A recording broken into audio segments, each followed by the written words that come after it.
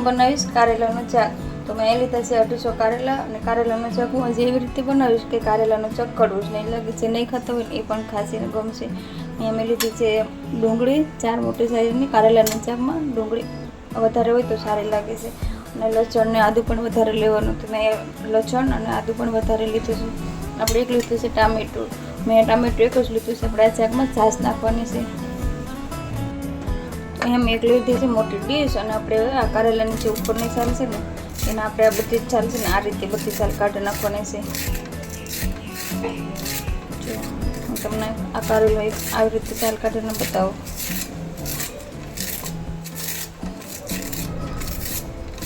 જો આપણે બધી છાલ આ રીતે કાઢી લેવાની છે. જો તો મેં આ કારેલાને બધા જ કારેલા ઉપરથી છાલ કાઢી નાખી છે. અને હવે આપણે છાલમાંથી કટિંગ કરી લઈશું, અને આપણે હવે વચ્ચેથી આ રીતે કટિંગ કરી લઈશું.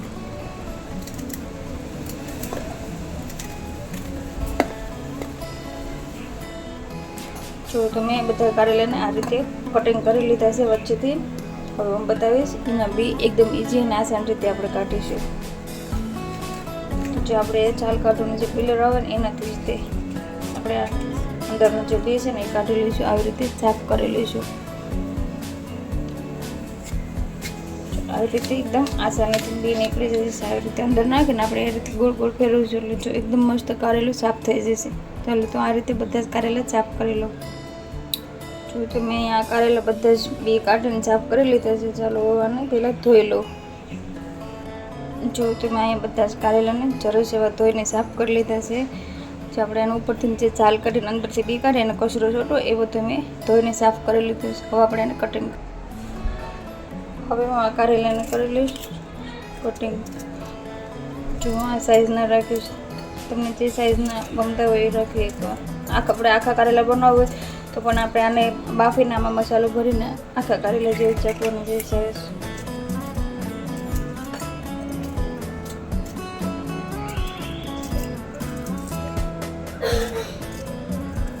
આ રીતે બધા જ કારેલા હું કાપી લઈ.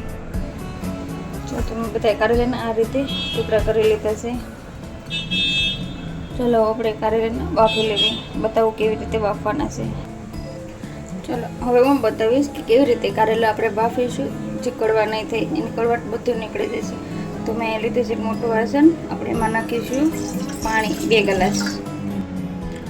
અહીંયા મેં લીધું છે 2 ગ્લાસ પાણી. આપણે 2 ગ્લાસ પાણી લીધું છે. આપણે 1 ગ્લાસ નાખીશું છાશ. અહીંયા મીડિયમ ખાટી છાશ લીધી છે ઘરની.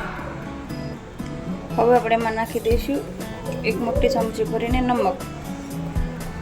હવે મૂકી દઈએ ગેસ ચાલુ. પછી મેં કારેલા કાપીને રાખે છે એ આપણે એમાં નાખી દઈશું. તમે આ રીતે ન બનાવતા હોય તો આ રીતે એકવાર આ કારેલાનું શાક બનાવીને જોજો. તમને પોતે પણ ગમશે. હવે અહીંયા છે ને એક વાતનું ધ્યાન રાખજો. આ ગેસ આવી રીતે ચાલુ મૂકીને અહીંયાથી નહીં હટે. જો ગેસ ફાસ્ટ રાખીને જશો ને તો છાશ નાખી છે ને તો આપણે કારેલામાં ઉફાણો આવી છે. બધી છાશ છે ને બહાર નીકળી જાય છે. ગેસ ધીમો રાખી દેવાનો. અહીંયા આપણે બીજું કોઈ કામ કરતા હોય ને તો ગેસ ધીમો રાખી દેવાનો. તો અહીં થોડીક વાર ગેસને પાંચ ઊભી રહી એટલે હું થોડીક વાર ગેસ પાંચ રાખી અને પછી હું બીજું કામ કરીશ. કાંદા અને લસણને કટિંગ કરી ત્યારે હું ગેસ ધીમો કરી દઈ. ચાલો હવે ટાંકીને મૂકી દઉં તમારા ગેસ ઉપર. ચાલો આપણે કારેલા બફાય છે ને ત્યાં સુધી હું કાંદા ટામેટું કટિંગ કરી લઉં.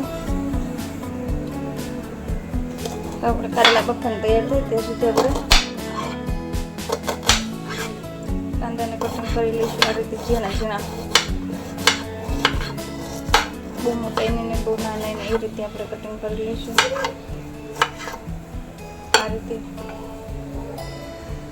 જો તો મેં છે ને અહીંયા કાંદા એકદમ મોટા એને ઝીણા ને એવા મીડિયમ સાઈઝના કટિંગ કરી લીધા છે. હવે હું ટામેટું પણ આ રીતે જ કાપી લઈ.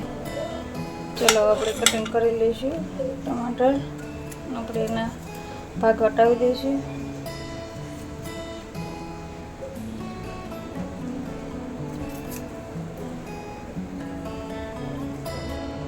જો ટામેટું પણ મેં કટિંગ કરી લીધું છે આ રીતે. હવે આપણે આદુ અને લસણને ખાંડી લઈશું. જો આપણે સરસ એવો ઉફાણો આવે છે કારેલામાં. જો આ રીતે વખતથી કારેલી કડવાની એવી. જો મેં આદુ અને લસણ વાટી લીધા છે. જો તો મેં અહીંયા કારેલા બાફી લીધા છે. કારેલા બફાઈ ગયા પછી મેં એને સારી રીતે પાણીમાં ધોઈ રાખ્યા છે. જે આપણે છાશનું પાણી હતું ને એ કાઢી નાખ્યું છે. મેં જાળીવાળા વાસણમાં પડ્યા કર્યા હતા અને પાણી નીકળીને એકદમ કોરા થઈ ગયા છે. ચાલો આપણે વઘાર કરી લઈશું કારેલાના શાકનો. જો તો મેં લઈ લીધું છે તેલ ગરમ થઈ ગયું છે. આપણે એમાં નાખીશું 2 લાલ મરચાં. આપણે એમાં તજપત્તા ગરમ મસાલો કાંઈ જ નથી નાખવાનું. આપણે નાખી દીધા છે લાલ મરચાં. આપણે નાખી દઈશું જીરું. મેં લીધા છે લીમડાના પાન. હું સૂકા પાન જ રાખું છું.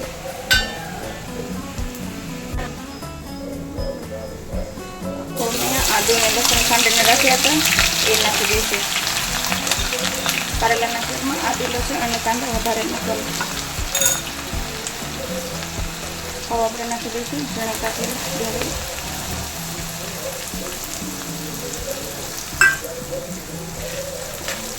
હવે આપણે આ ડુંગળીને 5-7 મિનિટ જેટલી ધીમા ગેસ ઉપર મીડિયમ ગેસ ઉપર રાખીને પકાવીશું. એટલી પકાવીશું કે આપણને લાગે ને કે ડુંગળીનો કલર બદલાઈ અને ડુંગળી ગળી ગઈ છે.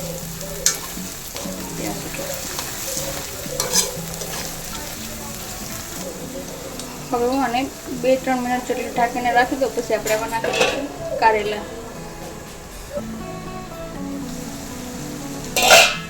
2-3 મિનિટ પછી ખોલીને જોયું આપણે નાખી દઈશું કારેલા.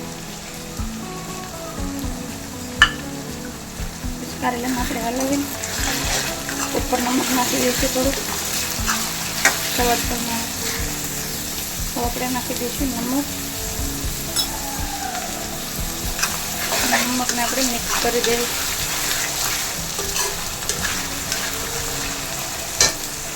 હવે આપણે મીડિયમ ગેસ ઉપર 5 મિનિટ ઢાંકીને રાખી દઈશું.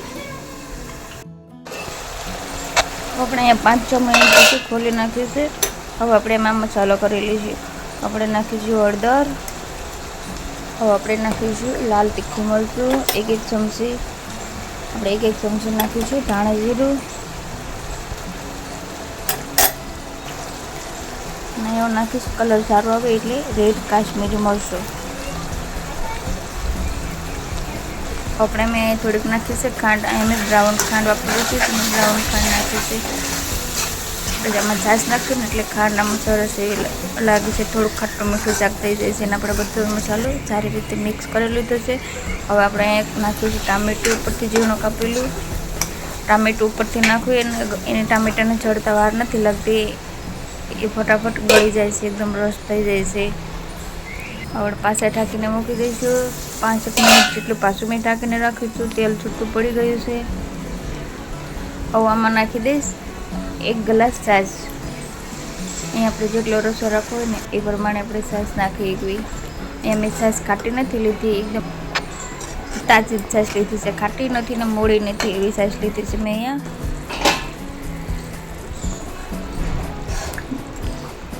હવે આપણે પાછું ફરીથી મેં ઢાંકી રાખીને મૂકી દીધું હતું. અહીંયા મેં 3 મિનિટ જેટલું ઢાંકીને રાખ્યું હતું. અને હવે આપણું આ શાક બનીને તૈયાર છે. હવે આપણે આમાં સેવ નાખી દઈશું. લીલા ધાણા અને સેવ નાખી દઈશું. મેં લીધી છે સેવ. આ શાકમાં આપણે ગાંઠિયા પણ નાખીએ એકવી. ગાંઠિયા સરસ લાગે છે. મારી પાસે લીલા ધાણા દીધી છે. આપણે ધાણાને મિક્સ કરી દઈશું. આપણે સેવ નાખી છે એટલે આપણે ગેસ બંધ કરી દીધો છે. ગેસ ચાલુ નથી. અને હવે આપણું શાક બનીને તૈયાર છે. જો અમારું કારેલાનું શાક બનીને તૈયાર છે. આ શાક જે ન ખાતા હોય ને એને બનાવીને ખવડાવી દેજો. આરામથી ખુશીથી ખાઈ લેશે. બહુ જ સરસ ટેસ્ટી શાક બને છે. તમને મારે આ કારેલાનું શાકની રેસીપી પસંદ આવી તો મારા વિડીયોને લાઇક શેર સબસ્ક્રાઈબ જરૂરથી કરી દેજો.